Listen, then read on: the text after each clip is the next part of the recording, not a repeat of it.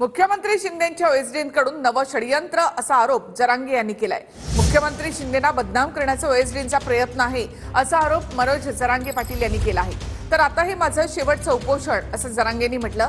आता मिशन विधानसभा असं वक्तव्य देखील जरांगे यांनी केलं आहे।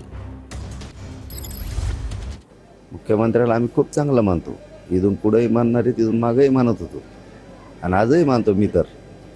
परंतु त्यांचे ओएसडी असे लोकाला घेऊन पळ दिल्लीला, आता मुंबई संपली, आता दिल्लीपर्यंत घेऊन चालले जातात। तिकडून काय बनवून आणतात काय माहित, काय आणलं असं साच्या बनवून, काय मला बदनाम करण्यासाठी किंवा माझ्या मराठ्याला बदनाम करण्यासाठी काहीतरी आणलं असणार आहे बहुतेक।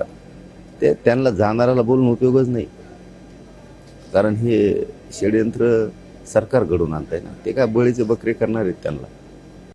त्यांचे मंत्रिमंडळाचे लोक कोणी येऊन प्रत्यक्ष चर्चा केल्याशिवाय कसं मराठ्यांनी विश्वास ठेवायचा कोणावर? आम्ही आंदोलक आहेत, आम्ही हमेशा विश्वास ठेवतो आणि सरकारवर विश्वास ठेवणं काम असतं आंदोलकाचं।